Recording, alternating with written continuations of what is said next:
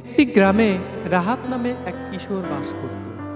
সে পড়াশোনায় ভালো ছিল, কিন্তু নারীদের প্রতি সম্মান প্রদর্শনের গুরুত্ব সম্পর্কে খুব বেশি সচেতন ছিল না। একদিন স্কুলে তাদের শিক্ষক নারীর সম্মান বিষয়ে আলোচনা করছিলেন।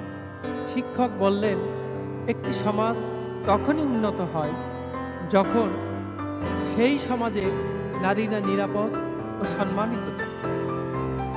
মা, বোন, স্ত্রী কিংবা সহকর্মী প্রত্যেক নারী সম্মান পাওয়ার অধিকারী। কিছুদিন পরে রাহাত বাজারে যাওয়ার পথে দেখল কয়েকজন ছেলে একটি বৃদ্ধ মহিলার সঙ্গে খারাপ আচরণ করছে। অন্যরা বিষয়টি দেখেও চুপ করেছিল। রাহাত শিক্ষকের কথা মনে করল। সে সাহস করে এগিয়ে গেল এবং ভদ্রভাবে ছেলেদের বাধা দিল। পরে আশপাশের লোকজনও এগিয়ে এলো এবং বৃদ্ধ মহিলাকে সাহায্য করল। বৃদ্ধ মহিলা রাহাতকে আশীর্বাদ করে বললেন, বাবা, মানুষের প্রকৃত পরিচয় তার আচরণে প্রকাশ পায়।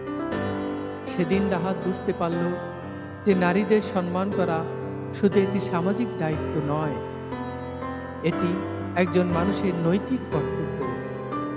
এরপর থেকে সে নিজে সব সময় নারীদের সম্মান করত এবং বন্ধুদেরও একই শিক্ষা দিত। ধীরে ধীরে তার এই আচরণ অন্যদের মধ্যেও ইতিবাচক প্রভাব ফেলল। গ্রামের মানুষ নারীদের প্রতি আরও সচেতন ও শ্রদ্ধাশীল হয়ে উঠল। নারীর সম্মান রক্ষা করা প্রত্যেক মানুষের দায়িত্ব।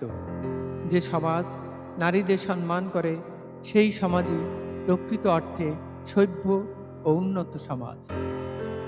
প্রিয় দর্শক, আপনি কি একজন স্বামী হিসাবে আপনার স্ত্রীকে যথাযথ সম্মান করেন?